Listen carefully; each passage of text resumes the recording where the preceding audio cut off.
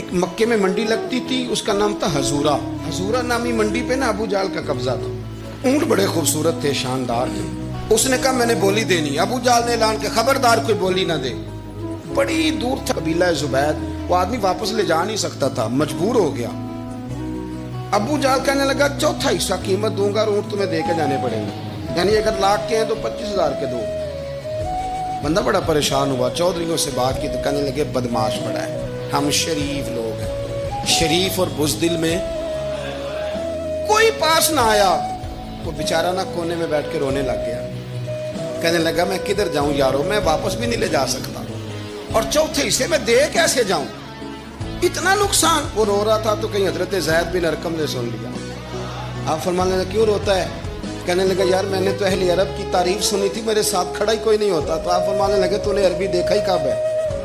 اگر کائنات کا حسین و جمیل عربی دیکھنا ہے تو جا حرم مکہ میں بیٹھا ہے، حرم میں ٹیک لگائے مظلوموں کے والی، غریبوں کے ماوا، رسول رحمت، ایک سادی سی چادر اوڑے حضور بیٹھے تھے۔ وہ زبیدی کہتا میں آیا، نبی کریم کو بات سنائی۔ حضور فرمانے لگے این الجمل کا، اور کدھر ہے تیرے اونٹ؟ عرض کی حضور وہ وہاں ہیں۔ فرمایا چل نا۔ حضور کوئی بولی نہیں لگا رہا، کوئی خرید نہیں رہا۔ ابو جہل گھنٹا پڑا، اس کے ڈر سے سہم گئے۔ حضور فرمانے لگے چل نا، میں بولی لگاتا ہوں۔ اور دیکھو نرخ بازار محبت کا انوکھا ہو گیا، خود خریداروں شامل آ کے مولا ہو گیا۔ نبی کریم نے حضرت سعد بن ابی وقاص کو بلایا، حضرت عمر کو، حضرت ابو بکر کو، مدد کے لیے نہیں۔ حضور فرمانے لگے میری جیب میں پیسے تھوڑے ہیں، ظاہری طور پہ تھوڑے ہیں، ورنہ تو کائنات کے خزانوں کی کنجیاں حضور کے پاس، تھوڑے تھوڑے پیسے دو بھی بولی دینی ہے۔ سب سے پیسے لیے میں چلو بولی لگانے چلے۔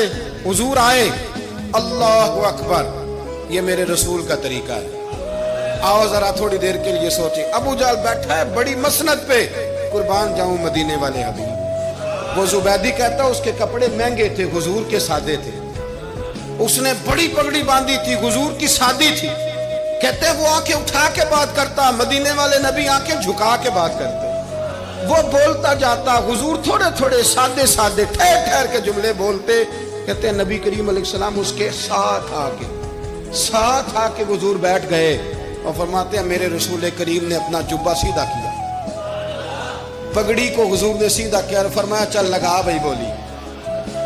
ایک اس نے لفظ بولے، پھر حضرت ابو بکر نے بولی دی، پھر حضرت عمر نے دی، پھر سعد بن ابی وقاص نے دی، پھر زید بن ارقم نے دی، پھر رسول کریم نے دی۔ وہ کہتا ہے جتنے میں بیچنا چاہتا تھا نبی پاک نے ڈبل میں میرے اونٹ خریدے۔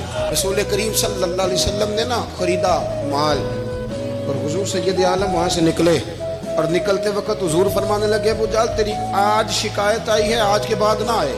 مکہ سارا اس کے ساتھ ہے، حضور کی مخالفت ہو رہی ہے، 40 لوگ ہیں صرف کلمہ پڑھتے، اور دین کا کام دار ارقم میں قید ہو کے کرنا پڑتا ہے، لیکن جب ظالم کے خلاف نکلے ہیں تو پھر دار ارقم میں بند ہو کے نہیں، پھر میدان میں نکلے اور فرمایا آج کے بعد تیری شکایت نہ آئے۔ کہنے لگا جی بالکل نہیں آئے گی، میں آپ کو موقع نہیں دوں گا۔ حضور چلے گئے تو پیچھے سارے کافر اس کے گرد اکٹھے ہو گئے، کہنے لگے ہم پہ تو بڑا روب ڈالتا ہے، اب تجھے کیا ہوا، پانی پانی ہو گیا، تو کیا کون سا سانپ سونگ گیا؟ بولا ہی نہیں۔